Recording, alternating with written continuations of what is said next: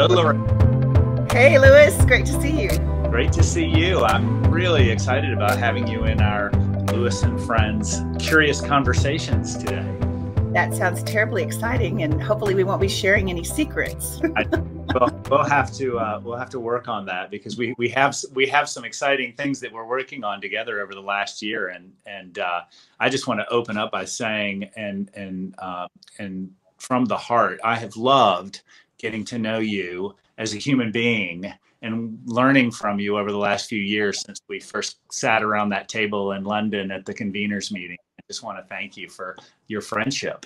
It has been a fun adventure, and same here. It's like, you know of each other and you know of each other's work, but to really, have that opportunity to, bond a little bit more deeply. And like you say, this is work that we're doing as individuals within these organizations. So it's great to have the chance to kind of meet the torch bearers and Right. Support each other with encouragement and keep our fires lit. I agree. Well, we'll talk a little bit later about sort of the impact of the pandemic and our ability to build and grow our relationships, because I think that having that foundation made it so much easier for all of us to continue doing the Zoom thing. And then when I got to see you 2 weeks ago in person, or 10 days ago in person, it was like we just picked up and we can't underestimate the value of the personal time together too, I think. Very true. Yeah. So first of all, Rhea Pepper, tell us who you are and what are you doing in the apparel sector? Well, first of all, I'm a lover of fibers. I like to knit. I like to sew. I like to wear clothes. I like to sleep on, crisp cotton sheets. And so I'm a lover of fiber and materials, all kinds. And I'm also a farmer. I grew up on a farm. So my farm is organic cotton. So I have a love for the land and an understanding of what goes on, literally at the dirt level, and some of the things that we need to make happen. I'm one of the co-founders of Textile Exchange. And we kind of came together almost 20 years ago. 2022 will be our 20th anniversary. To really, our kind of DNA piece is that we're going to work together to unite around identifying barriers to growth at that time for organic cotton, and now for preferred fibers, to take that collected, connected action so we drive the industry to work together to identify barriers to growth and take that collected, connected action. I love it. Well, you have, since my cradle to cradle days, I've been talking to some of your team members, looking at ways to align, and you have built one of the most robust and I'd say respected points of view on fibers and materials related to this industry. And so kudos to you for the dedication to that. We definitely have the dedication part. And, there's no doubt about it. We have, like you say, a robust and talented group of people that have been here from the beginning as well. And we have a really open and inclusive way of operating. It's not just members only. We're a 501c3. So we're here for the public good and really engage and involve the community in a little bit different way. We have like over 2,400 members involved in the roundtables around our fibers and materials. So it truly is driving industry critical mass and thought leadership. But yeah, great team, great group of people to work with. Was the original spark around recognizing some of your own practices in farming needed to be accelerated, or like, what was that original, like, oh, this thing needs to exist and it does? It's a combination of all the above. We got together. There was, we were growing organic cotton. There were a few others. There was a few brands that were on the lead. Esprit was there with their Eco collection, and Patagonia, of course, was there in the early days, and Nike. And so it's like there was a few buyers and a few growers, and all of a sudden there was organic cotton coming from Turkey that didn't have the same standards as organic in Tanzania or organic in Texas. And so it's like, okay, this is more than just us. It's a global solutions need to be reached. The other principle that applied there was that we needed good information to make good decisions. So we started doing market reports and surveys and information. And so two of the reasons that were kind of the triggers of it wasn't just some of us doing programs together. We actually needed to create an entity that would be a mechanism for sharing information and a mechanism for acting collectively like we really worked in those early years on harmonization of standards. And that is where we actually started creating standards, the organic content claim standard, because the organic only covered what was happening at the farm gate. It didn't cover, you know, the backbone of a chain of custody through the entire supply chain. So we started we identified gaps that needed, again, barriers to growth, take action. And so creating standards was one of the first gaps that was identified that we needed to build in order to have a robust and industry with integrity, and that way we could connect it. And again, and as part of the standards, it's identify the needs and make sure the intended benefits reach the intended beneficiaries. And ultimately that consumer who's buying those products has the confidence in the marketplace that, you know, if I make a claim that this is an organic jacket, then it's organic and we can trace it back to its origin. Yeah. Verification is going to be increasingly critical too, because I Absolutely. think as this movement is now getting a ton of attention and as it's bridging even closer to the consumer level, there's going to be too much opportunity for fraud, right? And that's the work you all build to protect that we can stand in some verified truth around what the claims are being made. No, where there's opportunity, there's going to be people that take advantage of that. And so it's important to have robust systems where we have verification, that we have line of sight. We encourage all of our brands and retailers to work directly with their supply network to know where they're, don't just order, you know, 6 different t-shirts and 6 different colors, know where it's coming from. And I am pleased that a lot more of our members know where their fiber is coming from now than they did, say, 10 years ago. Before, they were just ordering product and, you know, didn't really care where it came from. And anyway, so now that's changing. You have to have, in order to drive the changes that we're seeing, I know you're going to talk about climate and climate plus in a few minutes, but to drive the changes that are really happening now, you have to have that stronger engagement, and you have to have a way to verify and document that you are truly delivering to making a change. You're either part of the problem or part of the solution. Absolutely. And, you know, for individuals that are out there that have been following the sustainable fashion movement, a lot of people have heard about Fashion Revolution, and a lot of these initiatives are Greenpeace detox campaign, you know, which will say, you know, it's calling out to the consumer to become more aware of what is the chemistry in your product or who made your clothes. The only way the industry is going to be able to support doing that to the consumer level is through organizations like Textile Exchange and the others that we work with. Yeah. Putting the package together. There's the backbone of like, okay, I want to know who made my clothes. I want to know where this fiber came from. But the only way to do that is for the industry to really lean into these standards, which means there's also a role ultimately in the citizen and seeking and looking for these and talking to retailers and saying, why isn't there a certification mark on this? Exactly. Yeah. I got a little amused a couple of years ago when a lot of young people were doing climate protests and marches and things like that. And then you look at what they're wearing. It's like somewhere there's not quite the connection of what I wear is also contributing and, you know, leading to, you know, negative impacts for the climate. So it's like, how do we, you know, educate the consumer to say your choice literally impacts people's lives. It impacts indigenous cultures.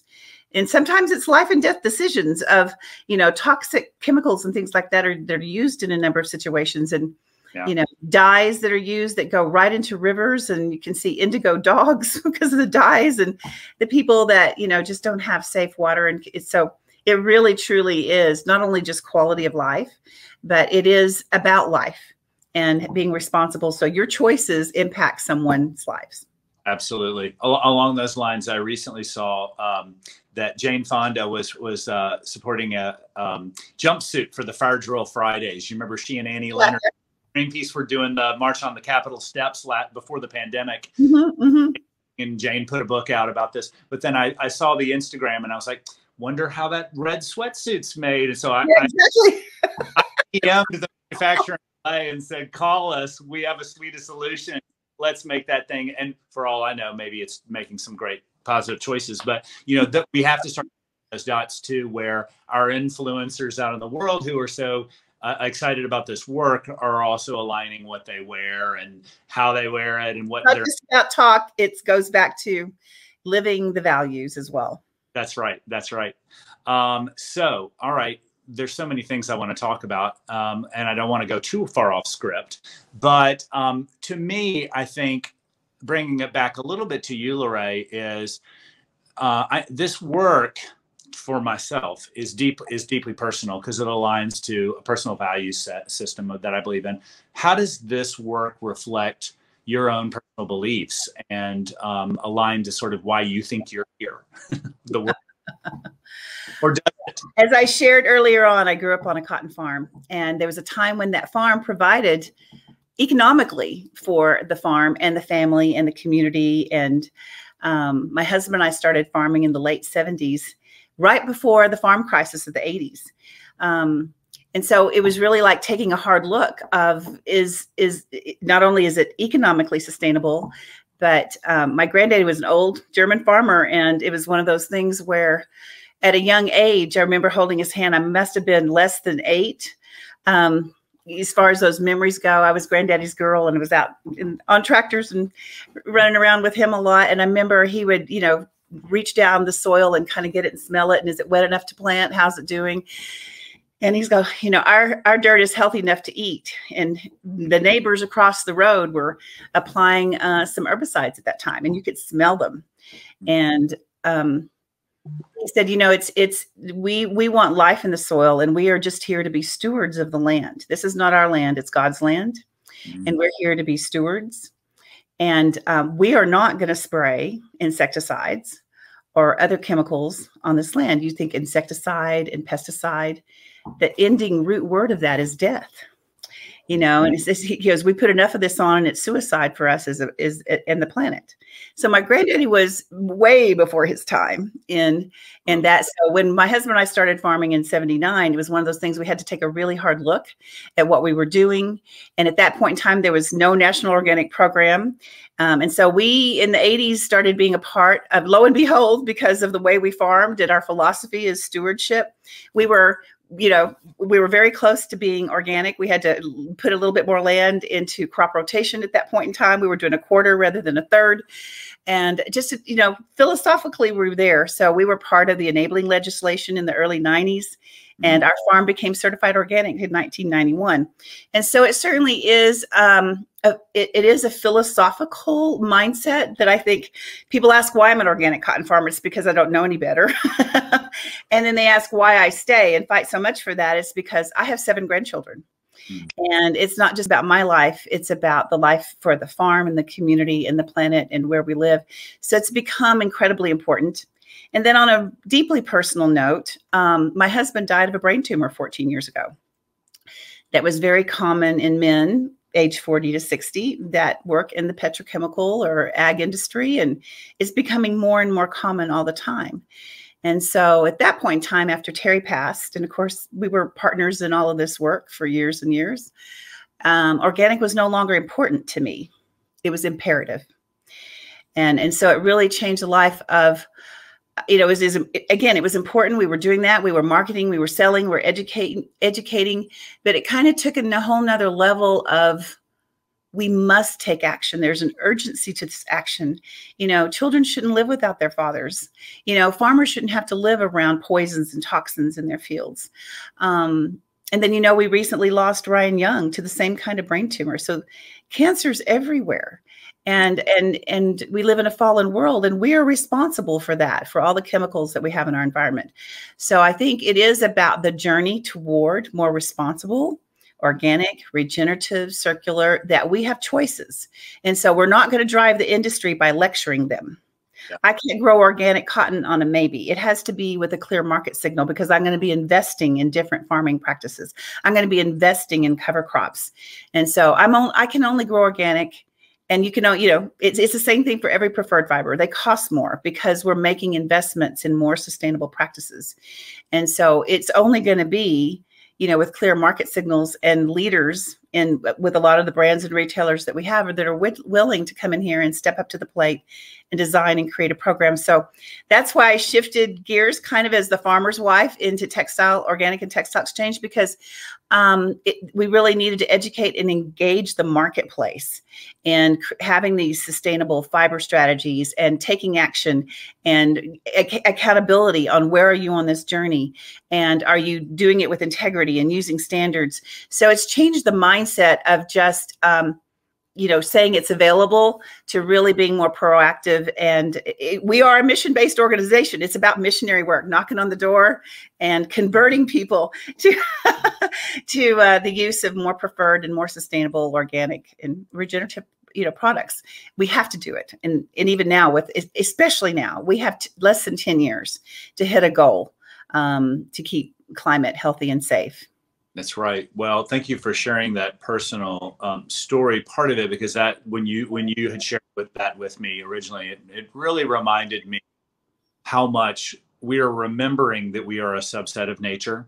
And you talk about the health and the life and the death of the soil, and the health and the life and the death of humans. I mean, this is all interconnected, and we cannot treat one thing differently and not expect it to come back and have impact on us. And that's what we're witnessing now around, as we all sort of say, it's not the planet we're saving, it's our humanity's ability to remain on this planet. And so, yeah, it's, well, deeply inspiring. Thank you. And so 20 years, what have you seen? I mean, are you optimistic? Is it building? Is it like, what's different now than at the beginning, and particularly this last year with the pandemic? Wow. Looking in the rearview mirror. Yeah. I have to say, in those early years, it was just, we were a nucleus of an idea. And so now we have like over 500 some odd brands that are using organic and more responsible fibers. I actually think we are right at the edge of this tipping point. We really, a couple of years ago, decided we'd work with our existing brands to help them deepen their fiber strategies. If I'm going to spend an hour with a brand, is it going to be a brand new brand that doesn't know anything? Yes, we'll spend that time, but we'll say, here's some information. When you've read this, call me. Where, if I'm going to spend an hour with someone, it's going to be, okay, where are you? You've got a great babies line. You've got a great women's yoga line, but what are we doing how do we scale this? We have proven solutions. But really the barrier to growth right now is scaling all of that. And so what I see now is we have a strong foundation of a lot of brands that have good programs that have piloted what they need to pilot, but it's time to scale that. And so I think people are ready for that. What we've seen in the pandemic year, we were a little concerned of slowing down, but actually we've seen greater adoption of standards in this past year. Membership has been stable and grown. I think we've had like 59% growth in membership. So brands are getting the message that they have to take action. And the suppliers that support those brands and work within the community and are partners with those brands. Ultimately, the brands we feel like are a key door to unlock, because they're the ones that are the conduit to the consumer. Mm-hmm. So ultimately, I'm not going to grow it. The supplier's not going to spin it. Someone's not going to cut and sew it unless there's an order. So this is where I think we need to work on clear consumer engagement strategies in a more proactive way. But you can't really work on consumers unless you have critical mass in the stores. If they're going to go to a store and they only find 3 little items in the baby department, we don't have critical mass to do that broad consumer education campaign of, support preferred fibers. You can find them everywhere. And so we're kind of at that place where we have good, solid programs, but we certainly haven't seen the scale that we want to. So that's kind of our next 3 to 4 years. We have this 2025 Sustainable Cotton Challenge up and running, and the rPET Challenge, which is recycled polyester, up and running. So we're hoping that the brands that sign on to those challenges, I think we have 120 some odd in the cotton one and 150, 160 in the rPET Challenge.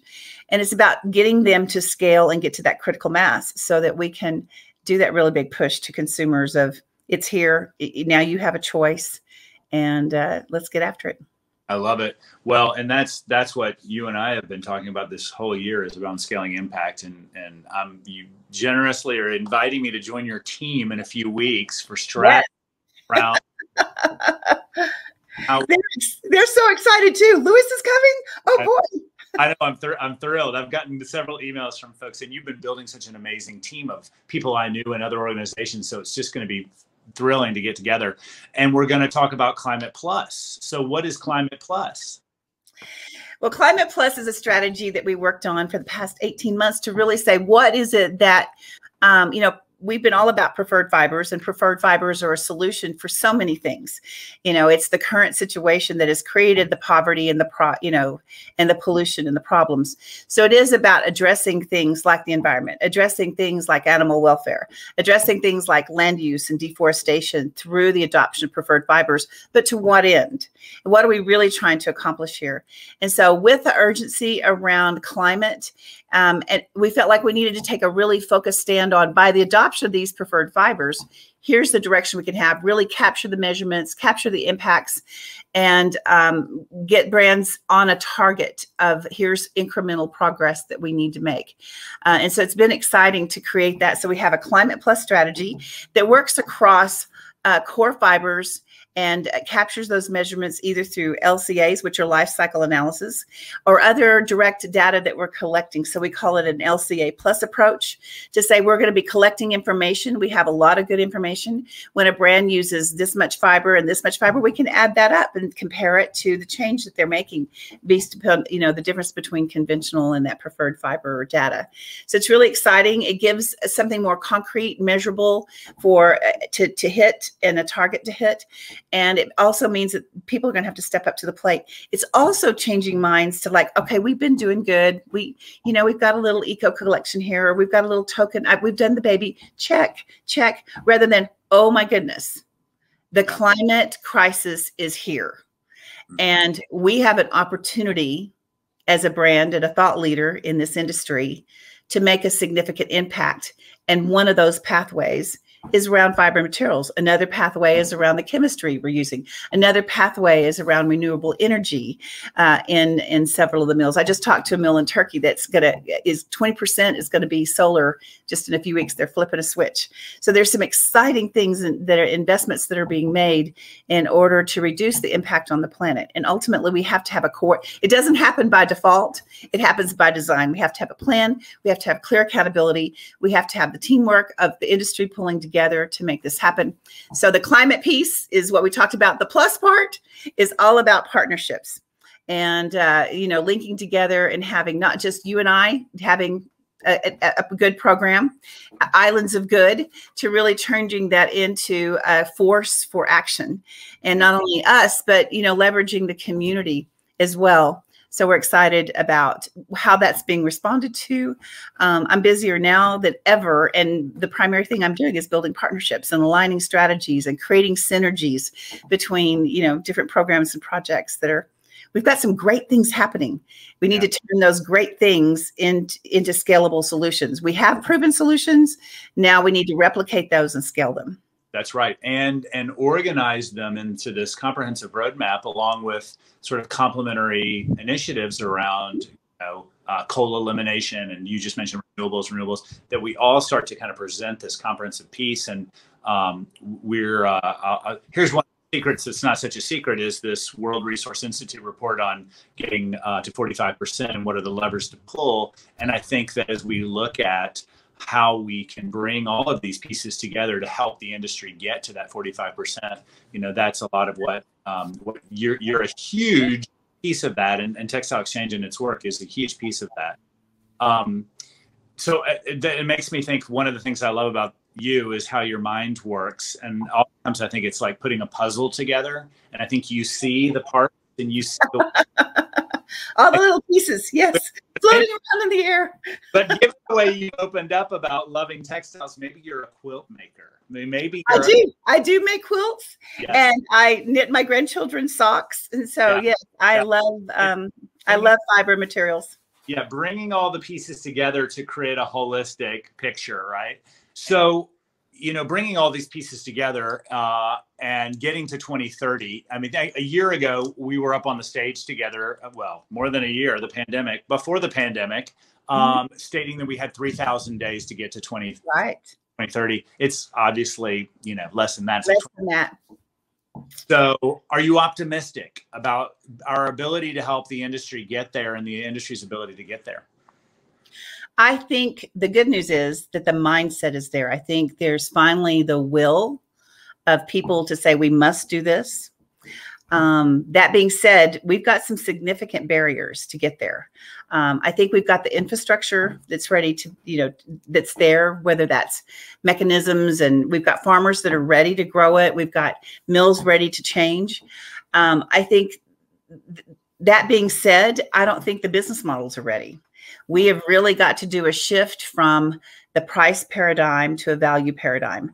Our members indicated they would go 100% more preferred fibers, but they don't want to pay more for that, not a penny more.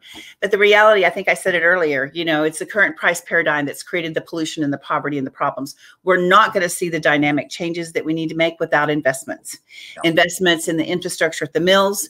We've got to send those clear messages to the farmers. They can't change. They're in the survival mode. Plus, they haven't had a fair price for cotton, for example, for eons. There's no relationship at this point in time of the cost of production to the prices that a farmers that are getting. And there's so many farmers around the world that are in extreme poverty. And so it really is, I am concerned that I don't know if the industry has the stomach for it. They may have the mindset for it, but do they have the guts? Do they have the stomach to make the hard decisions to say, we're going to preferred fibers and we're going to invest in infrastructure and mills for renewable energy or whatever it is. And yes, that's going to change our fundamental business model, in a dynamic way. Do they go to, an EP&L with it's got an environmental profit loss? How do they add social to that to make sure they're paying fair wages? And so I think the mindset is there. And that's good. We have that. It's clicked in. But there's some significant challenges and changes that are going to have to happen in the business models. We call it ROI squared. They've got to start thinking return on investment and return on impact. And that to me is going to require courage and a different kind of leadership, and quite frankly, the guts to do it. I agree. And I know that with anything that become scalable, whether it's a new technology or something, the price parity gets, we lower prices on things, but ultimately, and maybe I'm just naive here, LaRhea, we're not talking about doubling the price of a product because we made these smart choices. We're talking about pennies and maybe dollars incrementally. We're not. Yeah. we think that it is time for us to properly price the true cost of what we're wearing in a way that just incrementally increases and covers the cost of doing the right thing. I mean, I know that's naive, but come on. Well, and it's interesting because there's different models that can do that, to try to take out the multiplier effects and some other things. But ultimately, we did some research a few years back on a pair of canvas shorts, and the difference. Okay, you got the sewing, you've got the top stitching, you got the buttons and the this and that and whatever, and the difference between conventional cotton and organic cotton in that pair of shorts was 60 cents. The difference in going organic in a pair of socks, you've got less sophisticated sewing. So it's actually incrementally more on like a pair of socks to take them organic or regenerative wool or whatever, because if you don't have the complexities of the construction of those shorts. Is that 60 cents in their pricing, or is that the cost to the consumer is an incremental 60? That would be the cost of cotton in that. And then what they do with their, rolling it out to the consumer. So this is where I think consumer education and that brand to start talking to their consumer about, guess what? Your favorite socks just got better. Yeah. Because now they're made with regenerative wool that is investing in land, is reversing climate change.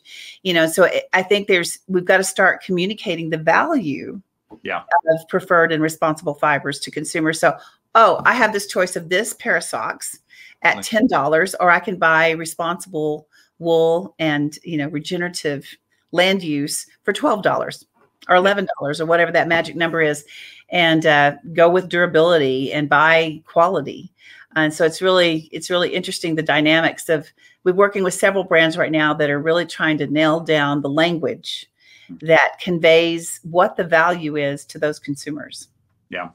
Yeah, I love that. I mean, we've done it successfully with dairy and milk, and we've done it successfully categories, and we're talking about agriculture. So, farm to table, farm to closet. I think it can be done. I'm optimistic anyway. Absolutely. But we're going to have to get people on board. And I think, it's really hard for one brand to change if all the other brands aren't going to do the same thing and exhibit the same leadership of talking to consumers about making positive changes. So yeah, that's one of the big projects we need to work on, Louis. All right. I'm coming to the strategy meetings. So before we sort of transition to some fun last minute questions, is there anything else around Textile Exchange or the work that you wanted to share today? I think you've covered the biggies, the Climate Plus strategy. And, we're really wanting to work on the price to value paradigm. We feel like that is the final not leather. We do that too, but that is really the final lever that we need to push in order to really get off we know we can grow it. Yeah. We know we can spin it and weave it and do it and dye it in more responsible ways. But all of us have to get past this price to value paradigm. So I would say, that's the biggest thing that is, I feel like that's the largest obstacle at this point in time that we have to cover. I love it. So my final question then is going to be around, I draw inspiration from people like you, but I also learn where you're getting restored. Where are you getting inspired? What books are you reading? What podcasts do you love? What songs are you listening to? I'd love to know. Wow. Well, I love all kinds of music. So music recharges my soul for sure. I get recharged by playing in the dirt. I like to work in my gardens and have the flowers and the beauty of nature that kind of recharges my soul. I have to say my soul gets really recharged with my grandchildren, the next generation, and why we're here and, why this work is so important. I want to leave this planet a much better place right now than what they have and what they have the potential to face. The other thing I'm doing is I'm doing quite a bit of research on water. I listened to a documentary a few nights ago on H2O, the molecule that made us. Very fascinating. I also accidentally ran across a movie while I was out in San Francisco and kind of a zombie. I turned on the TV and watched the actor that plays the Hulk and Anne Hathaway in Dark Waters. Man, was that eye-opening about water pollution from Teflon and it's like, oh my goodness, there's so much that we're still facing. So I'm doing one of our pluses is water. So I've been doing kind of very opportunistic of like what's out there to learn more about water. And of course, now we have in the Southwest, we have the big water crisis and drought that Phoenix and Vegas and Los Angeles are facing. And so, we're in the wild. I live in Wyoming. It's the wild, wild west. There's been water wars before, they've already cut farmers' water irrigation down in the Southwest by half. And when are they going to start cutting the cities? So there's the urban versus agriculture people of like, why haven't they turned off the water to the swimming pools? And it's like, if we're in this water thing together, what happens when you start regulating water? Right. And I think water is going to become a more and more critical issue for our industry. And for the world as a whole. It's already a big deal. So that's where I get inspiration from one side, and then I'm like, I don't know enough about some of these issues, and so I do a little research and, like you say, do a podcast here and a podcast there, and try to be more aware and bring those issues in to where if it's something that's within our sphere of influence, then let's tackle it. I love that you bring up water because it's been on my radar lately too, because as you said, the wars over petroleum, we've known what the wars in the Middle East and the war over petroleum has done. We don't really need petroleum. We can live on this planet and never drill any more petroleum. There's obviously benefits to plastics, and we cannot live without water. And it's also much more deeply personal because we're not drilling water and having petroleum and access to petroleum from our taps, but we do need water locally, regionally, right here. And it's a regional approach too. And it's everywhere. It's not just like, oh, that drilling somewhere else. So I'm with you. We have to get ahead of the water wars before they happen, for sure. Absolutely. Yeah. Well, LaRhea, thank you for this time together. And absolutely. It's been delightful. Yeah, I'll see you on Zoom sometime very soon, I'm sure. Sure. All right. You take care and stay out of trouble. You too. Thanks, LaRhea. Okay. Bye.